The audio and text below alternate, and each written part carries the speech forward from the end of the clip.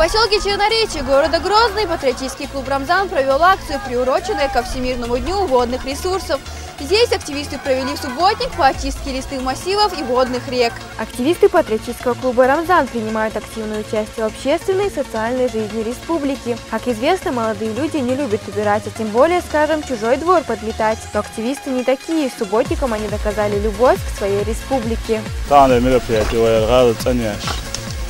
داخلين شودن شوارع متكي طبعا حاجة تنجودة شو نقوش يوقع مال موسريو مال هم دو حلا عنك وقطع شيء ساعة شيء قوشتو تندى هلمت كتاتني عاش خير بيحتى أنا خديها ديوش حاجودة ده. Местные жители были приятно удивлены такому жесту. Здесь обычно отдыхающие оставляли мусор, а тут, как словно в сказке, его убирают.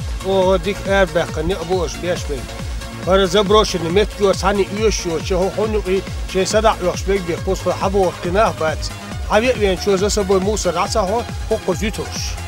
Низ аш дойло, аш раца яшки, шо раца яхче, парсани юшош, мет юр низ аш раца диче, шендел до хамел вушун иза. Чистота говорит о человеке многое. В течение часа активисты собрали весь мусор, который находился на берегу маленьких рек и лесных массивов.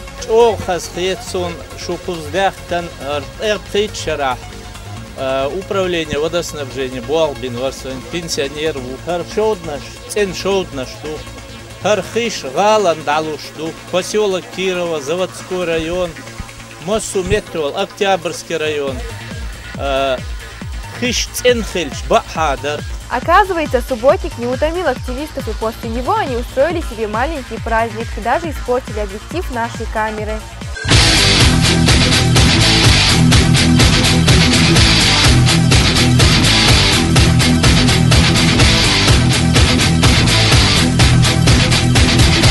Организаторы планируют проводить такие субботники не только в Черноречии, но и в других районах республики. Берегите свою природу. Луиза Чекуева, Сайхан Исмаилов специально для молодежных новостей.